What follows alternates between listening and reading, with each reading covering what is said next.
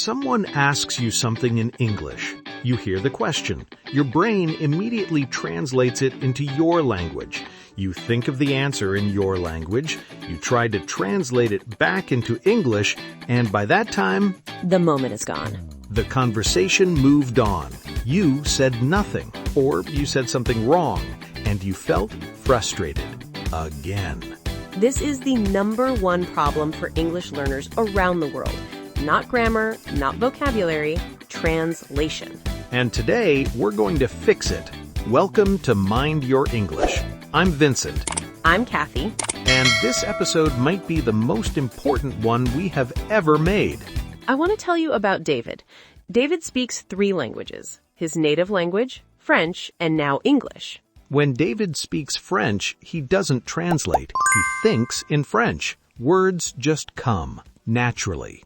But when David speaks English, he translates every single word. His native language first, then English. And here's what's interesting. David has been learning English for the same amount of time as his French, but his French feels fluent. His English feels painful. The only difference? He learned French by thinking in French from day 1. He learned English by translating from day 1. 2 different methods, 2 completely different results.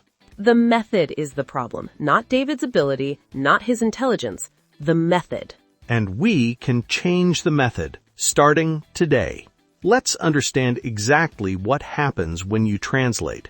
When you hear something in English, your brain does this. Step 1. Hear the English words. Step 2. Convert to your native language. Step 3. Understand the meaning. Step 4. Form a response in your native language. Step 5. Translate the response into English. Step 6. Say it out loud.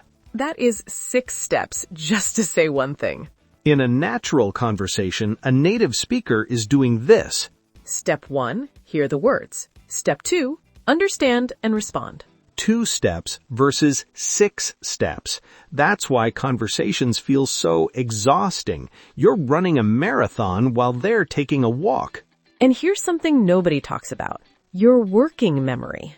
Working memory is the part of your brain that holds information while you're using it, like RAM and a computer. When you translate, your working memory is full. It's holding the original sentence in English, the translation, your response in your language, and trying to translate it back. No space left for actually communicating. No space for thinking about what you want to say. No space for listening to what the other person is saying. This is why you miss half the conversation even when you know the vocabulary. Your brain is too busy translating to actually listen. So stopping translation is not just about speaking faster. It's about actually connecting with people. Okay, the big question. How do you actually stop translating? How do you start thinking in English? Step 1. Start with small things. Don't try to think your whole life in English overnight. Start with just your daily routine thoughts. When you wake up, think, I'm tired. I need coffee. What am I doing today? In English, not your language, English. When you look at something, name it in English. Chair, window, coffee, phone, morning light. When something happens to you, react in English. Oh no, that's late. I need to hurry. These tiny moments, 30 seconds here, 1 minute there, they add up to something powerful. You are building English as a thinking language, not just a speaking language. Step 2. Remove the translation step completely.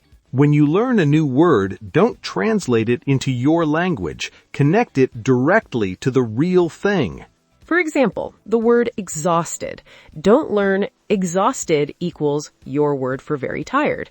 Instead, picture the feeling, the heavy eyes, the body that doesn't want to move. That feeling is exhausted. Word directly connected to feeling. No translation in the middle. This is how babies learn language. They don't translate. They connect words directly to reality. And you can do the same. It takes practice, but it rewires your brain. Step 3. Think out loud in English. When you're alone, talk to yourself. In English, narrate what you're doing. I'm making coffee. I need to add milk. Where did I put the sugar? Ah, there it is. Okay, perfect. This sounds completely ridiculous. It works completely. You are giving your brain an English environment even when there are no English speakers around you. And your brain cannot tell the difference between a real conversation and this practice. The same pathways are being trained. Let's get very practical now. A simple daily routine that trains your brain to think in English. Morning, 5 minutes. Before you look at your phone, before you do anything, think through your day in English. Today I have to go to work. I'm a little nervous about the meeting. I hope the weather is nice. I want to have pasta for dinner. Just your ordinary thoughts in English, 5 minutes every morning. Midday. Label your world. Everything you see, touch, eat, use, say its English name in your head. This builds your vocabulary without even studying because you're connecting words to real objects in your real life. Evening. English summary. Before bed, spend 3 to 5 minutes thinking about your day in English. Today was busy. My morning was okay, but the afternoon was really stressful. I made a mistake at work, but it wasn't too bad. I'm grateful that I finished everything on time. Grateful. That means feeling thankful, appreciating what you have. And when you can't find the English word, don't stop. Don't switch to your language. Describe it. Go around it. Can't remember the word for the thing you use to open a bottle? Say, the metal thing. You twist it for the bottle top. That is fluency. Fluency is not knowing every word. Fluency is never stopping because of a missing word. Native speakers forget words too. They describe around them and the conversation keeps going. Let's practice real phrases English thinkers use. These are expressions when you can't find a word or need a moment to think. Buying time. Let me think about that for a second. How do I put this? What's the word I'm looking for? Give me a moment. Describing around a missing word. It's like the thing that, the kind of place where it's similar to, but smaller. It's the opposite of checking your own English. Is that the right word? I think that's how you say it. Sorry, actually what I meant was asking for help naturally. What's the word for, how do you say in English? Is there a better way to say this? These phrases are gold because they keep the conversation alive. They show confidence, not weakness. Confident people ask for help. Insecure people go silent. When you use these phrases, you sound more fluent, not less. Because you're staying in the conversation. You're not running away from it.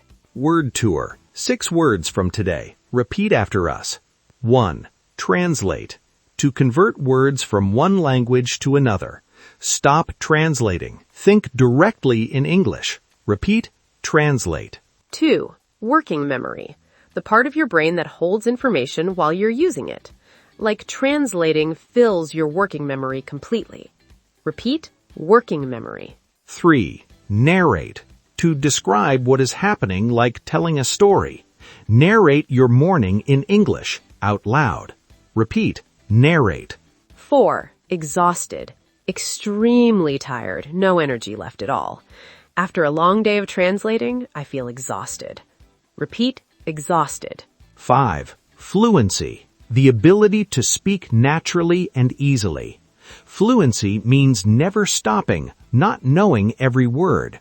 Repeat, fluency. 6. Grateful. Feeling thankful, appreciating what you have.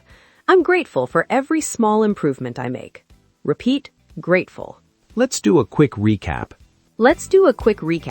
Translation slows you down because it takes 6 steps instead of 2. Think in English from small moments. Morning thoughts, daily objects, evening summary. Connect words directly to feelings and objects. Remove the translation step completely. And when you can't find a word, describe it around it. Never stop, never go silent. Your challenge today. For the next 24 hours, try to think in English for at least 5 minutes. Morning thoughts, labels, reactions. Then come back here and tell us, what was the first English thought you had today? Write it in the comments right now, even if it's just, I'm tired. That counts. That's English thinking. Thank you for watching Mind Your English. Subscribe, new lesson every single day. See you tomorrow. Bye. Thanks for watching. Don't forget to subscribe. See you in the next episode.